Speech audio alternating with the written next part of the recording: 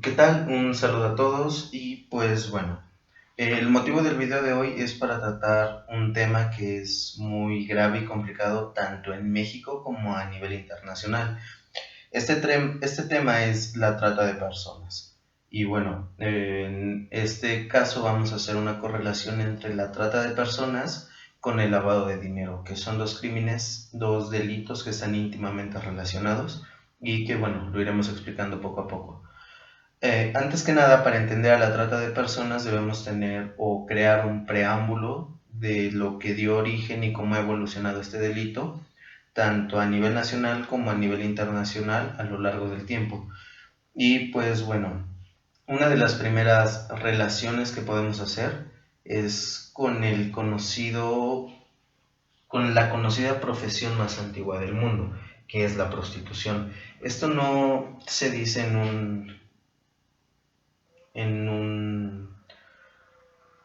tono despectivo, por así decirlo, sino que es una manera de identificar esta problemática. ¿Por qué? Porque la prostitución es un tema que ha trascendido a lo largo del tiempo y como bien lo dice el dicho, ¿no? Es la profesión más antigua del mundo. ¿Por qué? Porque el interés sexual de las personas siempre ha estado presente en las sociedades a lo largo del transcurso del tiempo.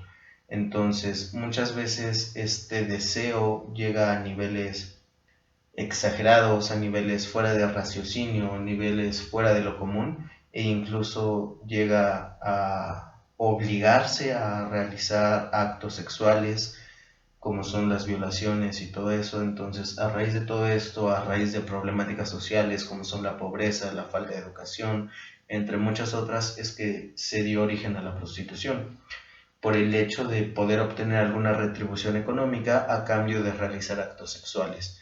Y pues bueno, esto por parte de quien se prostituye, pero también debemos analizar a quienes contratan ese servicio, por llamarlo de alguna manera, pero bueno, entonces, esta situación, la prostitución ha evolucionado. Primero comenzó como un acto para satisfacer necesidades económicas de las mujeres de quienes no lo tenían y por otro lado para generar riquezas por parte de personas que se dedican a prostituir a las personas, conocidos como padrotes o como madrotas en el área callejera, por así llamarlo así, en el AMPA. Entonces, estas personas comenzaron a prostituir a las demás y el dinero no era únicamente para esas personas, sino que se lo quedaban ellos.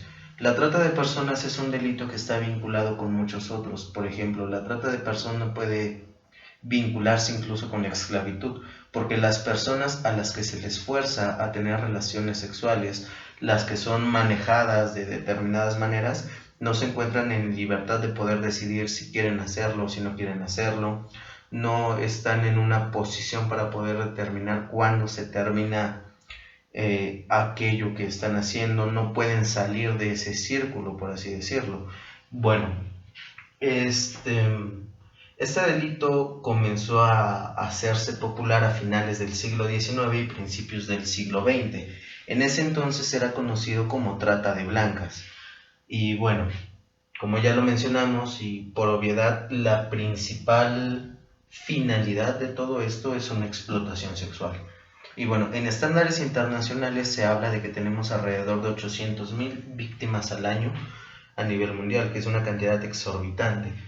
También genera ganancias de entre 10 a 30 millones al año. Son cantidades enormes. Y aquí entra el otro delito que estamos analizando en conjunto, que es el lavado de dinero.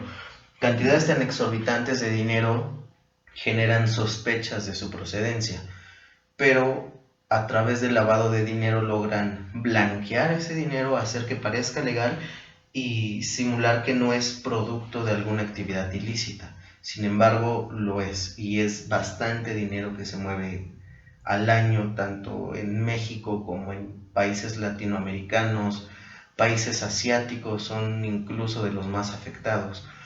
Eh, Básicamente el foco o la población en peligro en este delito, la más vulnerable, son los niños y las mujeres. Lamentablemente tenemos una condición de diferencias de género, de que exista un pensamiento machista en la población en general y que ello haga que estos vean a la mujer como un objeto, a la mujer como algo para satisfacer los deseos y las necesidades sexuales de los hombres.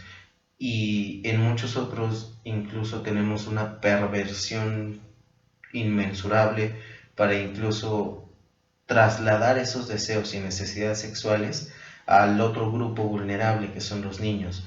Entonces aquí involucramos otro delito que es precisamente este. Y pues bueno, ni hablar del tema. También tenemos que tomar en cuenta cuáles son las raíces de ese delito. Al menos en México, las raíces o lo que da paso a este delito son diferentes. Por un lado tenemos a la impunidad, a la corrupción, a los flujos migratorios, la pobreza y lo que nos interesa realmente, la delincuencia organizada. Estos delitos básicamente van de la mano. Lo que es la impunidad y la corrupción, ¿a qué debemos todo esto? A que muchos de los grupos que se dedican al tratado de personas tienen vínculos tanto con el gobierno, tienen vínculos con la policía, tienen vínculos para obtener permisos y todo ese tipo de cosas. ¿Y cómo funciona todo esto? Con los conocidos sobornos, sobornan a las autoridades saben cuáles son las actividades que realmente realizan estas personas, que disfrazan de otras. Por lo general son clubes nocturnos, antros, bares, cosas por el estilo. Entonces disfrazan todo eso de esa manera y dentro de esa fachada nos encontramos ya con el delito que es la trata de personas. Y lamentablemente la corrupción es lo que no permite que nos podamos librar de todos estos delitos. ¿Por qué? Porque lo permiten a cambio de dinero. La pobreza es otro de los grandes problemas y de las cosas que dan origen a la trata de personas. ¿Por qué? Porque algo muy importante que debemos saber es que la trata de personas no importa si es voluntaria o involuntaria. Aquí no hay un supuesto en el que una víctima de trata de personas pueda decir que yo estoy aquí voluntariamente, sino que los que se dedican a realizar esas actividades, a tratar a las personas, no pueden librarse de la comisión del hecho delictuoso con el hecho de que la víctima diga que estaba voluntariamente, porque el delito existe y aquí no importa, digamos, los elementos subjetivos de la víctima. Aquí simplemente es la acción que realiza el sujeto activo. Y pues bueno, como regresando al tema, la pobreza. La condición económica de las personas en todo el mundo hace que éstas cometan delitos. Lo vemos, por ejemplo, con las personas que se integran a los grupos de delincuencia organizada en lo relativo al narcotráfico. Mayormente lo vemos en zonas pobres, en Oaxaca, en Chiapas, por irnos a ejemplos nacionales. Las personas que vienen de las sierras, las personas que vienen de pueblos, las personas que no tienen acceso a una buena educación, que no pueden conseguir un buen empleo o que son provenientes de lugares donde la situación económica es muy deplorable, son las principales personas que entran a estos grupos organizados, a estos grupos de delincuencia. Por otro lado, las mujeres que se ven en esta situación de pobreza, de necesidades económicas, se dedican o deciden entrar al mundo que conlleva la prostitución, deciden entrar a eso, deciden prostituirse. ¿Por qué? Por la necesidad económica. Otro ejemplo que podemos tener es de los padres. La trata de personas muchas veces deviene de niños y estos niños no siempre son raptados. Sí, en muchas ocasiones son secuestrados, desaparecidos y ese tipo de cosas, pero en muchas otras ocasiones son vendidos incluso por sus padres. ¿Por qué? Por la situación económica, porque no tienen dinero, por esto, por lo otro. Entonces venden a sus hijos a los grupos que se dedican a la trata de personas y bueno, el destino de ellos sabemos en cierto modo cuál es. Otra de las raíces son los flujos migratorios. ¿Por qué? Por los migrantes ilegales, por los inmigrantes. ¿A qué se debe esto? A que al entrar a un país de manera ilegal no se tiene registro de estas personas. Entonces, aquellos que se dedican a ingresar ilegalmente a un país, a estas personas, pues muchas veces no hacen lo que prometen hacer y las secuestran, las violan, las vuelven prostitutas, las venden a otras personas y hacen todo eso. Entonces, estos son los focos que se deben atacar para poder contrarrestar un poco lo que es la trata de personas. Ahora, ¿cómo combatimos a la trata de personas? Vamos, en el delito de trata de personas se violan bastantes derechos humanos. Ejemplo de ellos es la no discriminación. Discriminan a las personas. ¿En qué sentido? Pues en lo que comentábamos del género. Atacan a las mujeres, atacan a los niños, atacan a las niñas, a los grupos vulnerables. Es una situación discriminatoria. Viola el derecho humano a la vida. ¿Por qué? Porque muchas veces dentro de estos grupos, o bueno, dentro de estos grupos no existen condiciones de vida buenas, no existen un nivel suficiente de vida, no existe algo que nos permita llevar una vida tranquila, una vida estable. Son condiciones en verdad deplorables y lamentablemente dentro de este mundo no se valora la vida de las personas que pertenecen a él y muchas veces incluso las matan. Existen casos de personas que se dedican a la trata de personas que en verdad son perturbadores y nos hacen pensar en el grado al que llega la perversión humana y ese tipo de cosas. Por ejemplo, me llegaron a comentar un caso de un recluso que estaba de un interno que estaba en el reclusorio norte. A él lo ingresaron por múltiples delitos, pero él era un padrote. Él se dedicaba a prostituir a mujeres, a niñas, a niños. Y él comentaba que lo que más genera ingresos en todo esto son los niños y las mujeres, pero las mujeres vírgenes. Y él comentaba que lo negativo de todo esto es que las mujeres vírgenes, las niñas, las señoritas, las señoras, se devaluaban. Y así lo dijo él, que ellas se devaluaban, que perdían su valor una vez que perdían su virginidad, que ya no podían otorgar el mismo placer sexual después de todo eso, después de múltiples violaciones, de múltiples relaciones sexuales que fueron forzadas y fueron sin el consentimiento de ellas, fueron bajo amenazas. Entonces, este interno veía a las mujeres realmente como un objeto. Comentaba lo mismo de los niños y pues bueno, comentaba de los asesinatos que pasaban, de cómo las vendían, del precio en el que se vendían. Una niña virgen se vendía en 3,000, 4,000 pesos. Una noche con un niño, con una niña, en lo general eran 500, incluso 100 pesos. Y pues vaya, la libertad sexual no es algo que pueda ser cuantificable. Sin embargo, este tipo de personas lo ven de esta manera. Otro derecho humano que se viola es la libertad y la seguridad. La, la prohibición de la esclavitud, de la servidumbre y del trabajo forzado, que es lo que comentábamos. Básicamente el delito de trata de personas está correlacionado con muchos otros delitos. La esclavitud es algo que a sabiendas es prohibido, pero la condición en la que se encuentran las víctimas de la trata de personas es una esclavitud básicamente. Nos viola la seguridad social, la violencia de género, la libertad de asociación, libertad de circulación, el derecho a la salud física y mental, porque vamos, vivir en estas condiciones es algo que termina afectando mentalmente y físicamente a cualquier persona. Las condiciones de un trabajo digno y el nivel de vida digno. Es algo que dentro de este mundo no tenemos. Pero ahora, al violarse derechos humanos también tenemos instrumentos internacionales que protegen estos derechos humanos y que están en contra de la trata de personas. Por ejemplo, tenemos el Convenio para la Represión de la Trata de Personas y de la Explotación de la Prostitución Ajena. El más importante o el más destacable que tenemos es la Convención de las Naciones Unidas contra la Delincuencia Organizada Transnacional. Esta convención fue emitida en el año 2000 y ¿Por qué es importante para nosotros la delincuencia organizada transnacional? Por todo lo que hemos comentado.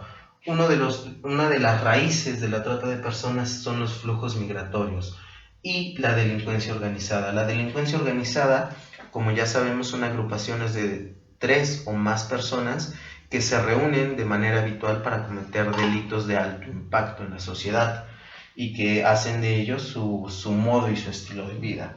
Eso es la delincuencia organizada. Y los grupos de delincuencia organizada son los que se dedican a tratar a las personas. Y a raíz de los flujos migratorios que implicamos a personas de más de una nación, pues es que se convierte en una delincuencia organizada transnacional. Y bueno, para la aplicación de esta convención tenemos diferentes protocolos. Uno de estos es el protocolo para prevenir, reprimir y sancionar la trata de personas, especialmente mujeres y niños. Y bueno, este protocolo nos da una definición de lo que es la trata de personas como tal. En su artículo 3 nos dice, para los fines del presente protocolo, se definirá como, por trata de personas, se entenderá la captación, el transporte, el traslado, la acogida o la recepción de personas recurriendo a la amenaza o al uso de la fuerza u otras formas de coacción, al rapto, al fraude, al engaño, al abuso de poder o de una situación de vulnerabilidad o a la concesión o recepción de pagos o beneficios para obtener el consentimiento de una persona que tenga autoridad sobre otra con fines de explotación. Esa explotación incluirá como mínimo la explotación de la prostitución ajena u otras formas de explotación sexual, los trabajos o servicios forzados, la esclavitud o las prácticas análogas a la esclavitud, la servidumbre o la extracción de órganos. Esto entendemos como trata de personas a raíz del protocolo. Y bueno, esto se proyectó a la legislación mexicana. La trata de personas principalmente estaba tipificada y sancionada por el Código Penal Federal. Sin embargo, se realizó una codificación de la trata de personas y nos remitió se expidió la Ley para prevenir y sancionar la trata de personas, que en su artículo 5 nos dice que comete el delito de trata de personas quien promueva, solicite, facilite, consiga, traslade, entregue o reciba para sí o para un tercero a una persona por medio de la violencia física o moral, engaño o el abuso de poder para someterla a la explotación sexual, trabajos o servicios forzados, esclavitud o prácticas análogas a la esclavitud, servidumbre o la extirpación de un órgano, tejido o sus componentes. Y bueno, ¿cuáles son las sanciones de este delito? Están en el artículo 6 de la misma ley y nos dice que será de 6 a 12 años de prisión, de 9 a 18 años de prisión, si el delito es cometido en contra de una persona menor de 18 años de edad o en contra de una persona que no tenga capacidad para comprender el significado del hecho o capacidad para resistirlo. Y bueno, esas son las sanciones que tenemos para la trata de personas, que en lo personal considero que es muy poco para la relevancia de ese delito. Y bueno, el tema de todo esto, o la finalidad de todo esto, era hacer una correlación entre la trata de personas y el lavado de dinero, y con ello poder dar algunas propuestas para erradicar que el producto de la trata de personas sea sujeto al lavado del dinero, que pueda lavarse el dinero que ha sido producido por la trata de personas. Y para todo esto debemos entender que son dos delitos que están sumamente correlacionados, por lo que comentábamos anteriormente de las ganancias que genera anualmente, que van de 10 a 30 mil millones.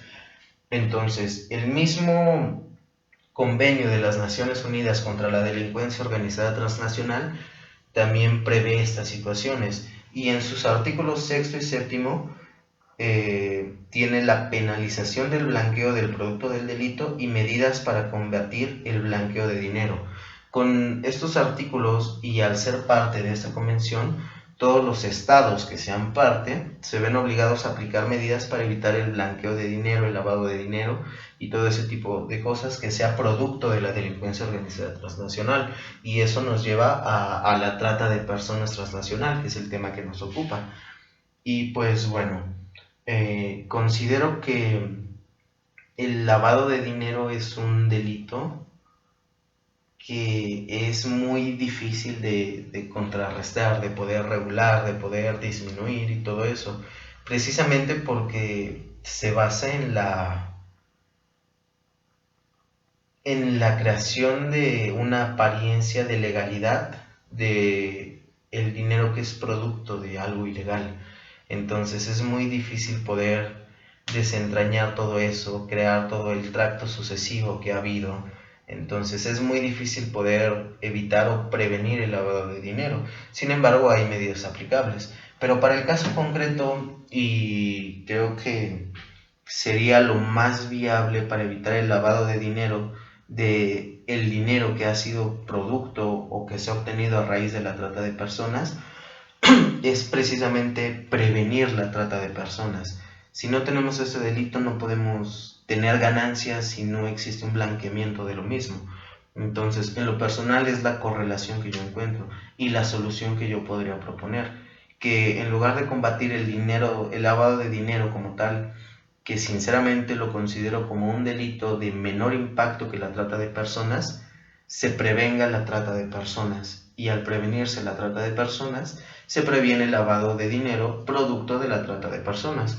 Y bueno, para ello encontré las siguientes propuestas. En primer lugar, seguridad a las víctimas, otorgar mayor seguridad a las víctimas. ¿Por qué? Porque muchas veces quienes han sido víctimas de la trata de personas no pueden dejar de serlo, no pueden salir de ese mundo.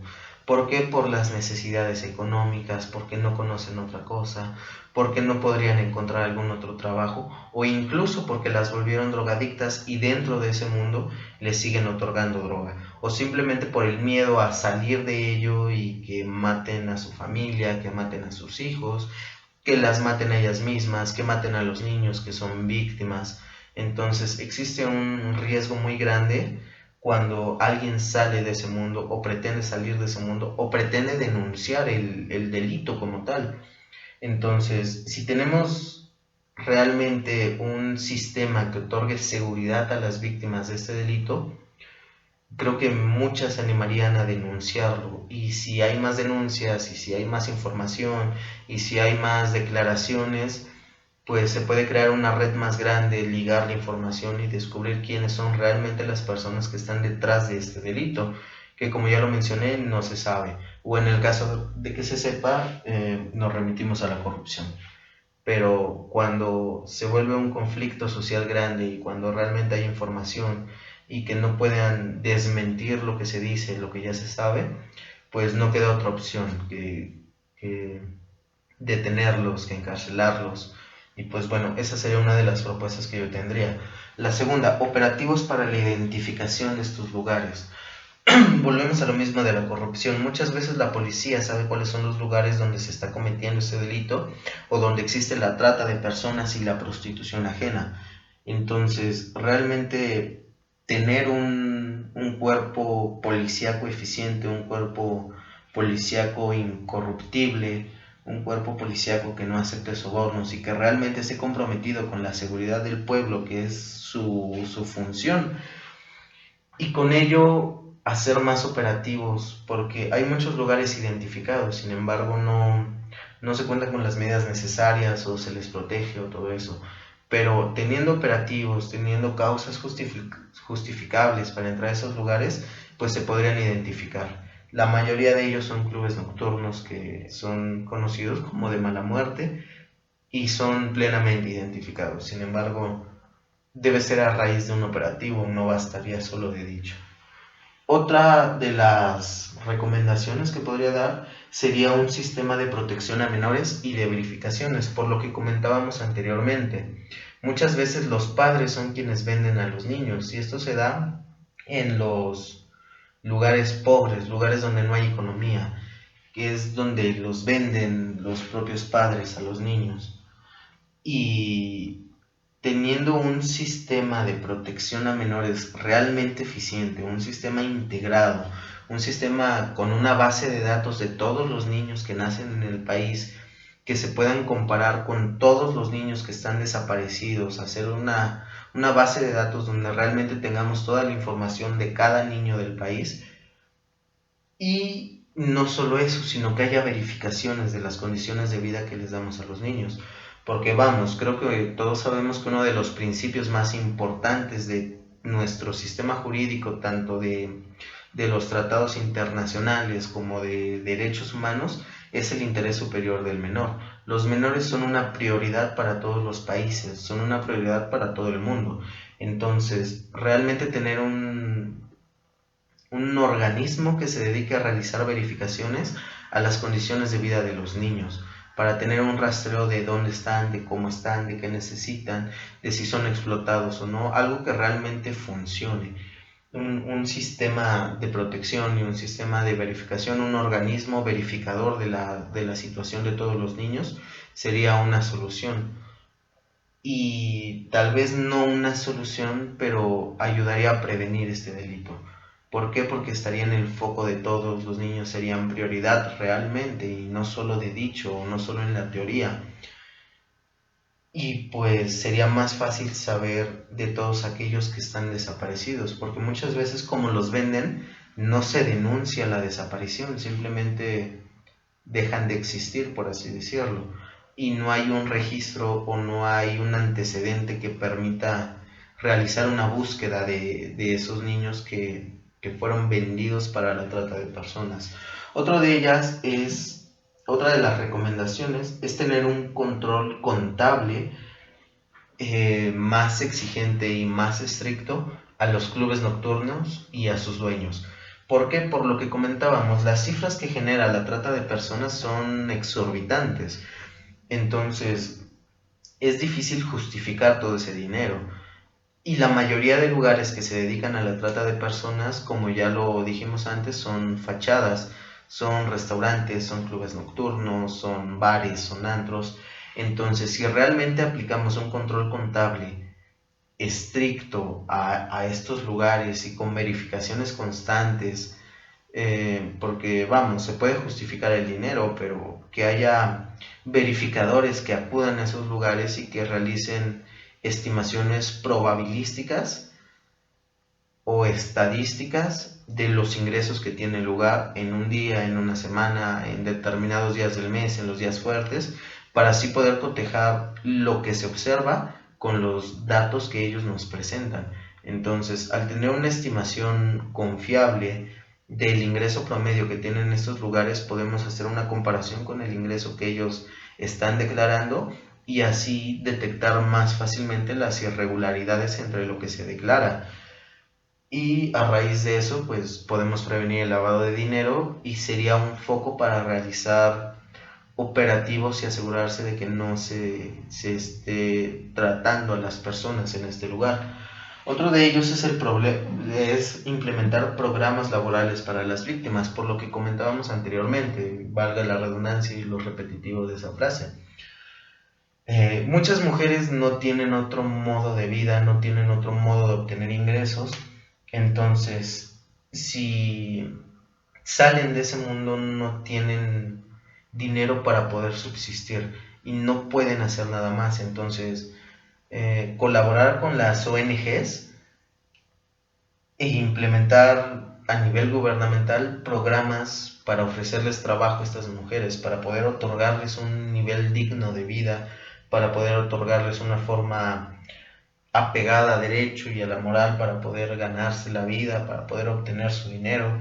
Si realmente les damos esos programas, yo creo que muchas de ellas saldrían de ese mundo, claro, en conjunto con las demás propuestas, principalmente la de seguridad a las víctimas, porque vamos, no se salen por el miedo, no salen por la falta de seguridad que puede otorgar el Estado.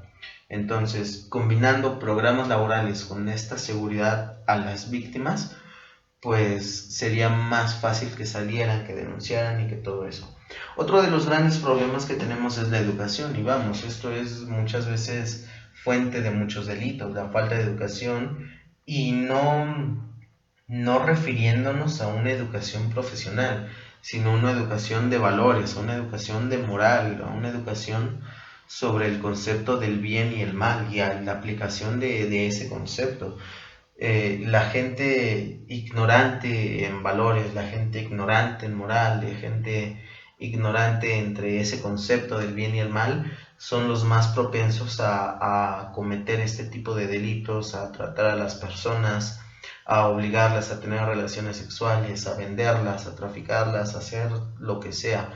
Entonces, si realmente atacamos este problema de la psique de los delincuentes desde fondo, que es la educación, desde la niñez, pues podría prevenirse y disminuirse gradualmente y tal vez a largo plazo, pero disminuirse el índice de trata de personas, el índice de víctimas, el índice de personas que cometen este delito. Y finalmente, atacar los problemas estructurales. Estos problemas estructurales van relacionados con la raíz de la trata de personas en México. ¿A qué problemas estructurales nos referimos? A la pobreza, a la corrupción, a la impunidad y a la desigualdad.